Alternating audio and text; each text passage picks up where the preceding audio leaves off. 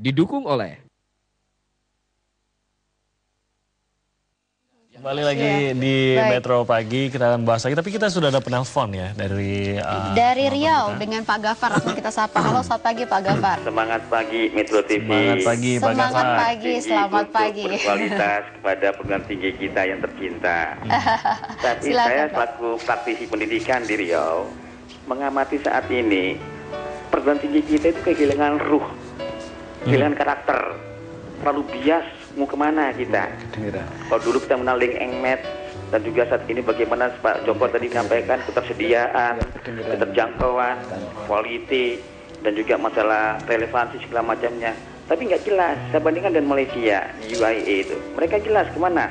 Mereka lebih komunikatif, bisa menciptakan suatu pekerjaan, dan juga senantiasa dia bukan semacam tamat menjual ijazah.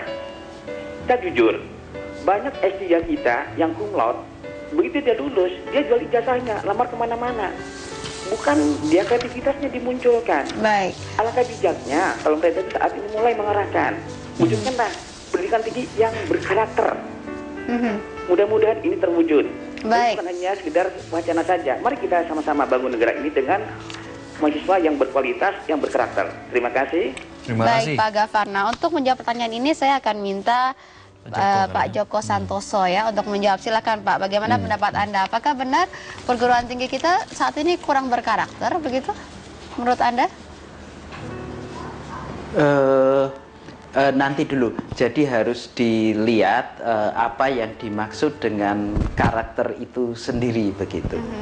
Kalau saya berpendapat perguruan tinggi kita sendiri itu memang mempunyai ciri-ciri yang khas masing-masing sesuai dengan misi yang telah ada begitu. Memang kalau kita melihat dari sisi pembangunan perguruan tinggi dalam arti bagaimana kita melakukan distribusi dari mutu secara keseluruhan, inilah yang harus kita tingkatkan terus begitu. Tapi kalau di sisi yang lain, orang Indonesia itu menurut saya itu adalah orang yang karakternya paling kuat. Jadi data kita itu menunjukkan dari berbagai negara yang belajar keluar dari negaranya, kemudian kalau diplot terhadap GDP dari negara itu, semakin tinggi GDP negara, orang-orang asing yang belajar di situ biasanya tidak kembali. Tetapi khusus untuk data orang Indonesia ternyata itu di luar dari garis regresi yang ada. Dia titik tersendiri yang kebanyakan kembali ke Indonesia. Baik. Ini menunjukkan bagaimana kuatnya karakter yang ada itu. Ini dari data ya. Terima kasih. Itu jawaban dari Pak Joko. Nah, sekarang kita coba dengarkan lagi bagaimana pendapat dari pemirsa. Ada Pak Ilyas yang sudah bergabung bersama kita. Selamat pagi Pak Ilyas. Selamat pagi Bu.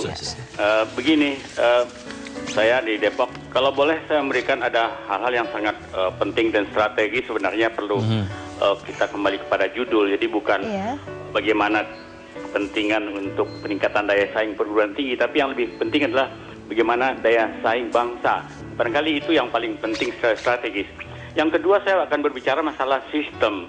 Barangkali kalau kita pernah memperbandingkan antara sistem Amerika, Eropa dan lain sebagainya, bahwa di Indonesia ini kita belum punya suatu sistem yang berakar kepada kepentingan masyarakat, kepada rakyat.